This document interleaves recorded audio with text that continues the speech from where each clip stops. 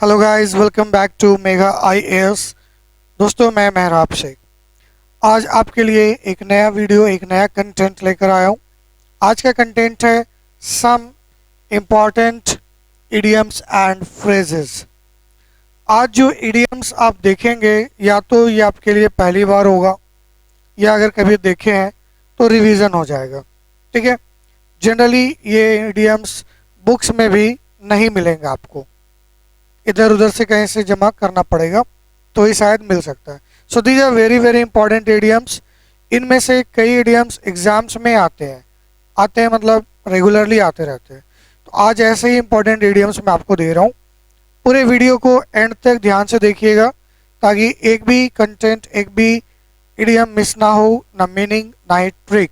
Okay, so video में start करूँ इससे पहले अगर आप हमारे चैनल पर नए हैं तो प्लीज़ चैनल को सब्सक्राइब कर लीजिए। वीडियो अच्छा लगे तो लाइक, शेयर एंड कमेंट करके जरूर बताइए। तो आइए दोस्तों, वीडियो को शुरू करते हैं।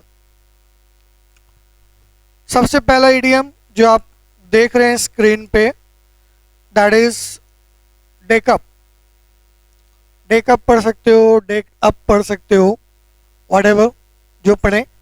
डेकअप करने का अर्थ क्या हुआ? Put on special clothes. ठीक है, to appear particularly appealing and attractive. मतलब आप अपने आप को अट्रैक्टिव दिखाने के लिए कुछ खास प्रकार के कपड़ों का जब धारण करते हैं, वस्त्र धारण करते हैं, तो आप अपने आप को क्या कर रहे हैं? डेकअप कर रहे हैं। ठीक है, एक तरह से आप समझ लीजिए कि अपने आप को डेकोरेट कर रहे हैं, सजा रहे हैं। चलिए, तो डेकोरेट से आप डेकअप को याद कर सकते हैं। डेक आ रहा है ना, DEC, डेकोरेट का, ये इसका ट्रिक रहेगा। तो डेकअप करना यानी कि अपने आप को डेकोरेट करना, ताकि आप किसी पार्टी फंक्शन में थोड़ा अच्छा अलग दिख सके। नेक्स्ट है doing the rounds. Doing the rounds to be passed from one person to another. ये आपने एक गेम देखा होगा, पास द बॉल। उसमें क्या होता है, कई लोग जमा होते हैं, एक बॉल होती है और सभी उसको पास करते हैं, बीच में म्यूजिक भी प्ले हो रहा होता है।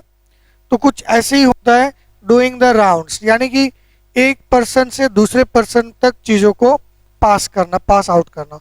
तो pass from one person to another मतलब मान लो कि कोई वस्तु है या कोई बात है, एक से दूसरे व्यक्ति तक जा रहा है, दूसरे तीसरे तक जा रहा है, तीसरे से चौथे तक, और फिर शायद घूम के आपके पास भी आ जाए। तो एक चक्कर उसने लगा लिया। ठीक है, तो ये हो गया डूइंग द राउंड्स। जैसे दिवाली में मिठाइयाँ होती हैं, कुछ मिठाई ऐसी होती है जो आदमी खाना पसंद नहीं करते, पर लोग वही मिठाई सबको देते हैं। तो क्या करता है, दूसरे को दे देता है, वो किसी और को देता है, वो उसको दे देता है, वापस जहाँ से चला वो वहीं आ जाता है। तो ये होता है डूइंग द राउंड्स।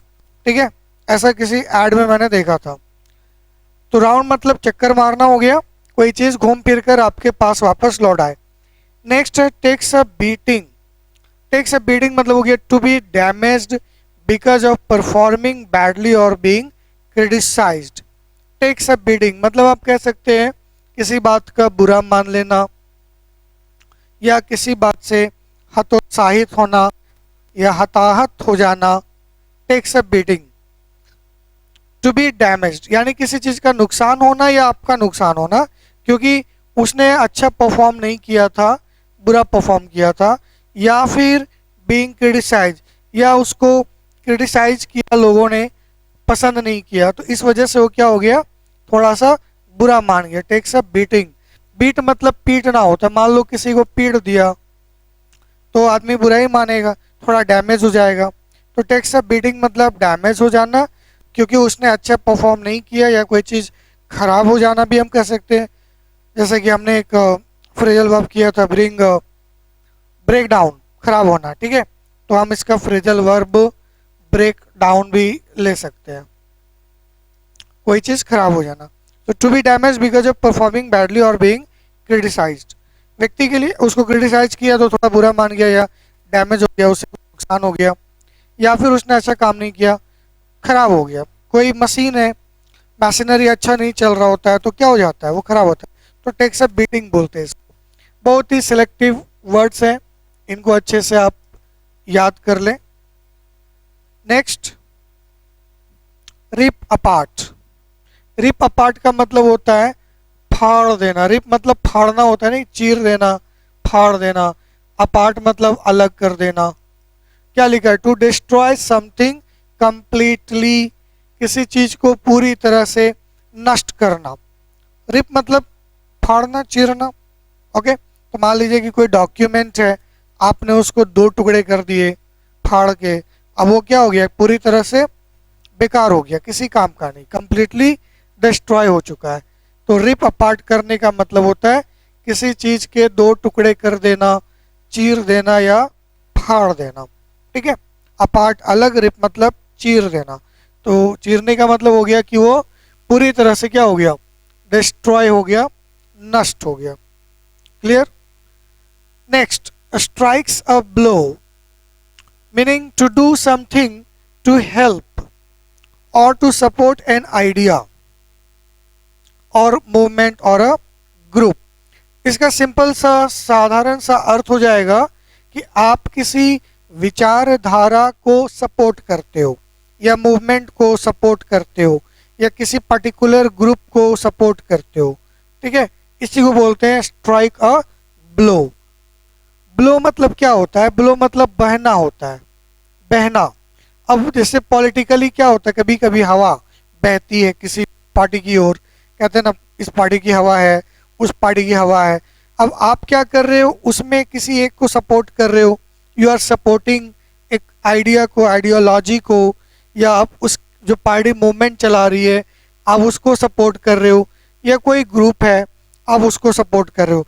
तो उस जो वो जो बहाव है उसमें आप स्ट्राइक कर रहे हो, मतलब आप उसका समर्थन कर रहे हो। तो strike a blow to help an idea, to support a group और अ मूवमेंट। ठीक है, पंप अप करना, पंप अप। पंप अप क्या होता है? टू फिल विथ इंथुजियाज्म या फिर एक्साइटमेंट, या to fill with or as if with air. हवा भरना, जैसे टायर की हवा निकल जाए तो हम क्या करते हैं? पंप अप करते हैं, पंप से उसमें एयर फिल करते हैं। तो वही यहाँ पे दिया हुआ है, to fill with air as if, to fill with or as if with air. तो पंप करके हवा भरना, एक तो ये हो गया। और पंप अप का मतलब हो गया अगर कोई हतोत्साहित हो गया है, डिस्करेज हो गया है, तो आप उसको अपनी बातों से क्या करते हो? एक्साइटेड कर देते हो, उसके अंदर जोश भर देते हो। जैसे टायर में या गुब्बारे में पंप करके हवा भरते हैं, वैसा ही किसी के अंदर आप इंथुजियाज्म भर रहे हो ताकि वो एक्साइटेड हो जाए, उसके अंदर जोश आ जाए, एक्साइटमेंट, पंपिंग करना। ठीक है, क्लियर है? चलो, रोप इन, इसको थोड़ा अप कर लेते हैं। रोप इन मतलब हो गया that someone persuaded you to help them to do that task. Rope in करना, रोप मतलब रस्सी, इन मतलब अंदर। इसमें आप क्या करते हो कि किसी को आप मनाते हो कि भाई वो आपका कोई काम कर दे। ठीक है, तो इसको रोप इन कहते हैं। अब अगर नहीं मानता है तो एक काम करो, उसको रस्सियों से बांध दो। रोप मतलब क्या होता है? रस्सी या रस्सा। अब रस्सी से बांध दो, उसके बाद फिर वो तो मजबूर है, अब जो बोलोगे कर देगा। तो रोप इन करने का मतलब हो गया कि आप उसको परसुएड कर रहे हो। परसुएड मतलब मनाना, किसी को मनाना या राजी करना, है ना, ताकि आपकी हेल्प कर सके वो किसी काम में। ठीक है, और नहीं मानता है तो रस्सी से बांधो। तो रोप से बांध दिया तो रोप इन हो गया। अब बांध दिए हो तो जो बोलोगे सो करना पड़ेगा, और नहीं तो आज़ादी नहीं मिलेगी। नेक्स्ट, सो गाइस ये बहुत ही इंपॉर्टेंट ईडियम्स हैं, अमेरिकन ब्रिटिश मिक्स कर दिया है मैंने। किसी दिन केवल अमेरिकन ईडियम्स में आपको लिखा दूंगा, ठीक है, क्योंकि आजकल एसएससी में ब्रिटिश क्या हो गया? ओल्ड हो गया है, काफ़ी बार, सैकड़ों बार आ चुका है एक ही ईडियम, 10-10, 20-20 बार। तो अब कुछ नया ट्राई होगा, तो उसके लिए तैयारी कर लीजिए, कमर कस लीजिए। Snuff out, to make something end quickly especially by using force. ठीक है, to make something end quickly especially by using force मतलब कोई चीज को समाप्त कर देना बहुत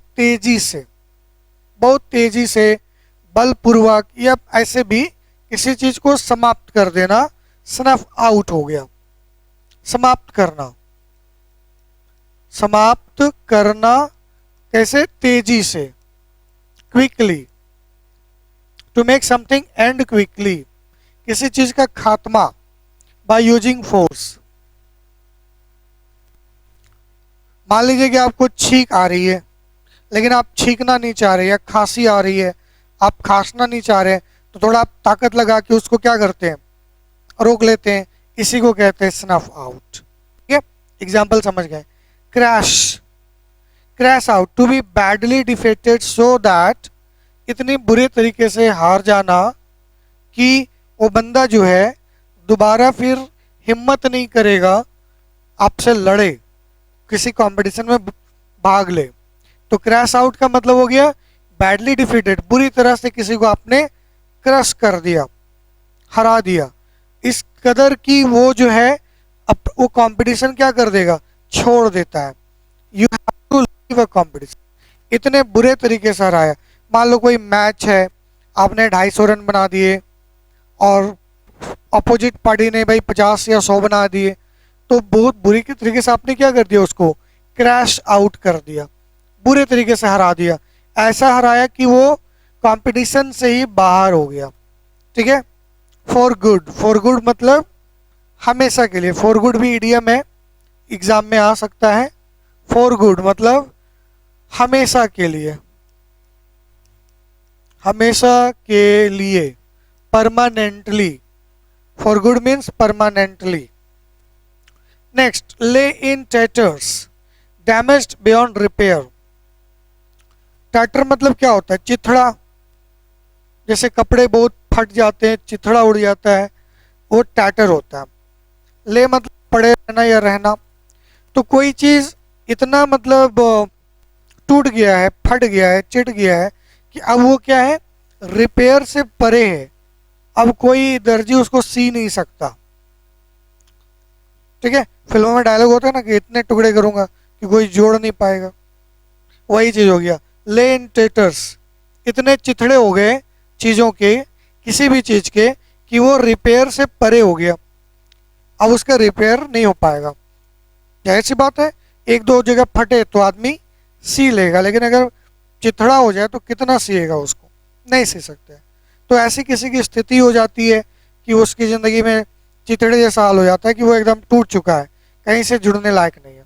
ऐसी स्थितियाँ, lay in tatters. Next, keep at bay, prevent someone from moving closer. Keep at bay का मतलब होता है आप किसी से दूरी बना के रखते हो, दूरी बनाना या दूरी बनाए रखना, ताकि कोई आपके क्लोज नहीं आ सके। बे मतलब क्या होता है? बे, बे को हिंदी में हम खाड़ी बोलते हैं। एक आपका बे लीफ भी होता है जिसको तेज पत्ता बोला जाता है। जी, गरम मसालों के नाम याद कर लीजिए, एग्जाम्स में आते हैं। कीप मतलब रखना, तो मतलब आपने सामने वाले के और अपने बीच एक खाड़ी या खाई, खाई बना दी है। अब खाई बन जाने से क्या होगा? जाहिर सी बात है, एक आदमी यहाँ एक आदमी यहाँ है, अगर बीच में कोई खाई है तो ये दोनों क्लोज नहीं हो पाएंगे ना, क्लोज होने का चांस ही नहीं है।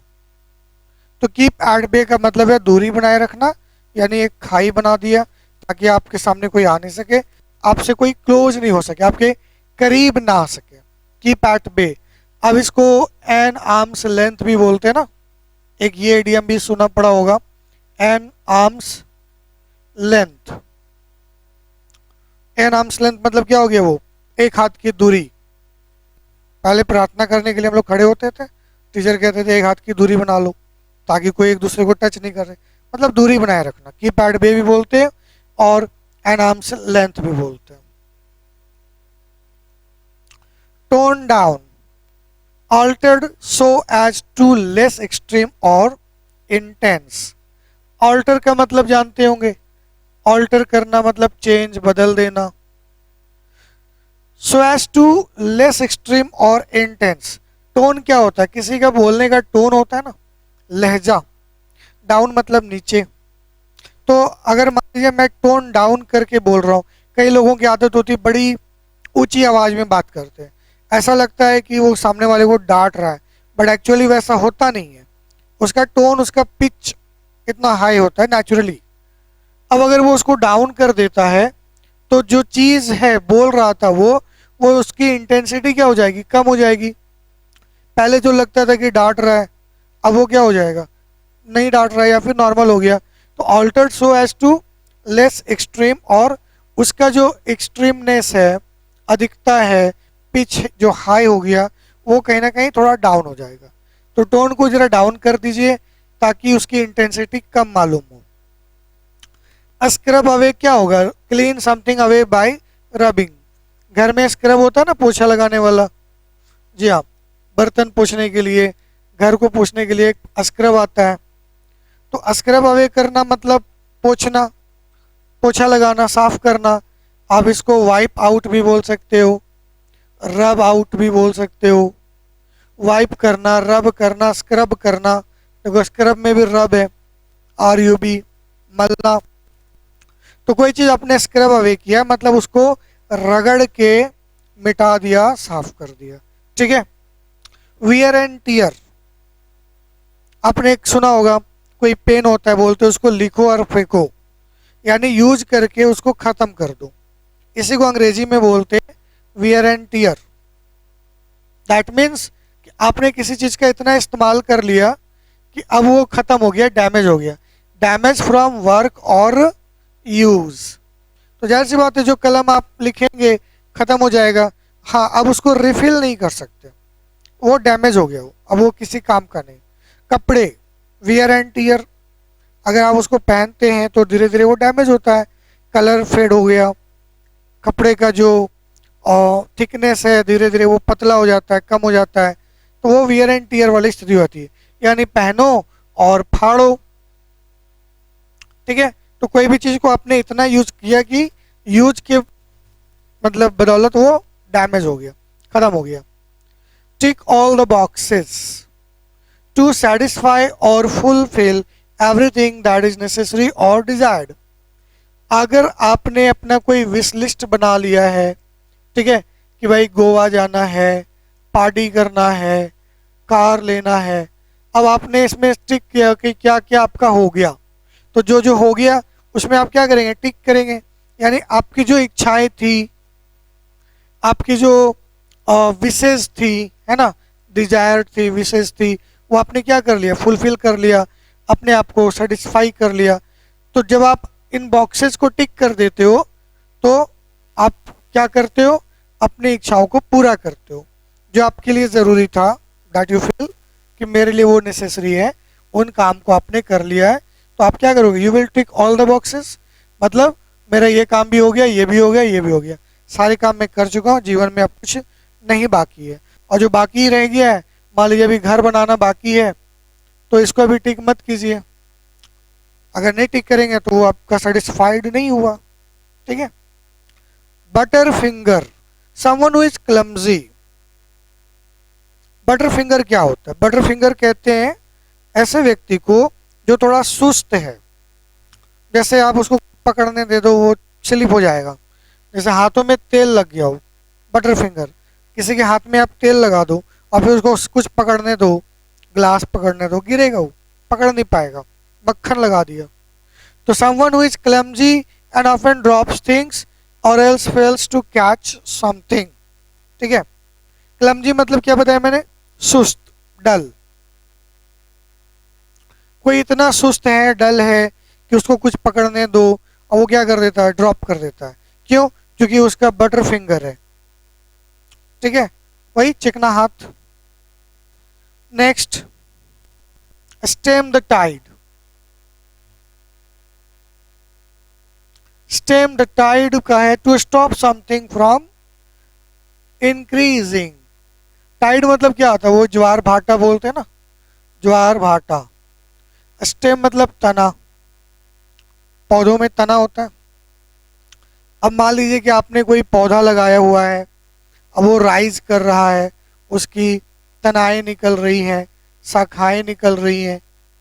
अब आप नहीं चाहते कि वो बड़ा हो, जैसे बोनजाई में होता है ना, बोनजाई, बोनसाई या बोनजाई बोलते हैं, आपने देखा होगा। गमले में एक पेड़ जैसा स्ट्रक्चर होता है, वो पूरा पेड़ ही होता है वो। इसको जापानीज शायद ये टेक्निक है कि पौधे को इतना प्रूनिंग या कटिंग करते हैं, ट्रिमिंग करते हैं कि वो पौधा पेड़ जैसा रहता है, बौना रह जाता है, पूरा बढ़ता है लेकिन साइज नहीं बढ़ने देता, बट वो देखने में पूरा एक मुकम्मल पेड़ लगता है। ठीक है, तो इसी को बोलते हैं स्टेम द टाइड। तो आप चाहते हो कि ये तना नहीं बढ़े, तो तना को क्या करें, काट देंगे। काट देंगे तो पौधा क्या होगा, नीचे नीचे फैलेगा लेकिन इंक्रीज नहीं करेगा, उसमें ग्रोथ नहीं होगा। ठीक है, तो वही होता है टाइड, मतलब ज्वार भाटा।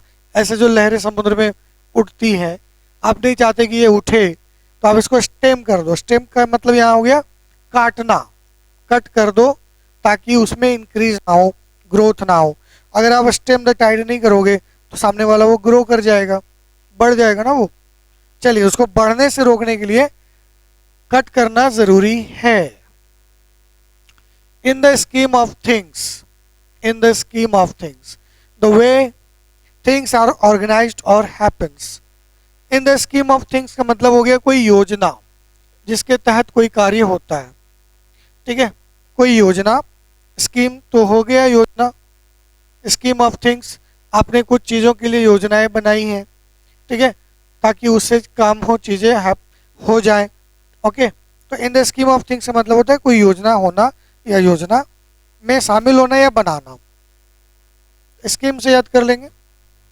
चलिए, ज़्यादा नहीं करेंगे, अब दो और कर लेते हैं ताकि फिर बाकी नेक्स्ट क्लास के लिए। Gearing up to prepare yourself. जी हाँ, अब गाड़ी चलाते हो तो गियर अप करना है। गियर अप, गाड़ी में गियर होता है ना, स्कूटी में तो नहीं होता लेकिन बाइक्स में होते हैं, कार में होते हैं। तो गियर अप करने का मतलब है अपने आप को तैयार कर लेना, to be ready, to be prepared for something, to be prepared, to be prepared, तैयार होना, फॉर समथिंग, किसी चीज के लिए आप तैयार हो जाते हो, गियर अप कर लो। ठीक है, या आप इसको बोल सकते हो gird up the loins, gird up the loins, ये भी एक फ्रेज आता है। गर्ड अप द लॉयंस मतलब कमर कसना, तैयारी कर लो भाई। ठीक है, गर्ड अप द लॉयंस भी बोलते हैं, कमर कसना। या फिर हम बोलेंगे गियर अप कर लेना, बी रेडी फॉर समथिंग। तो गाड़ी में गियर होता है, जब गाड़ी में गियर डालते हैं तो आप आगे बढ़ते हो, तैयारी कर लेते हो। तो गियर डालने का मतलब है कि गाड़ी आगे जाने को तैयार है। तो prepare yourself. Pinned back, pinning क्या होता है sir, to hold something by pinning. Pin back करना यानी कि आप उसको क्या कर लेते हो, विद होल्ड कर लेते हो। विद होल्ड करना मतलब क्या होता है, रोक लेना। ठीक है, पिन बैक कर लेना।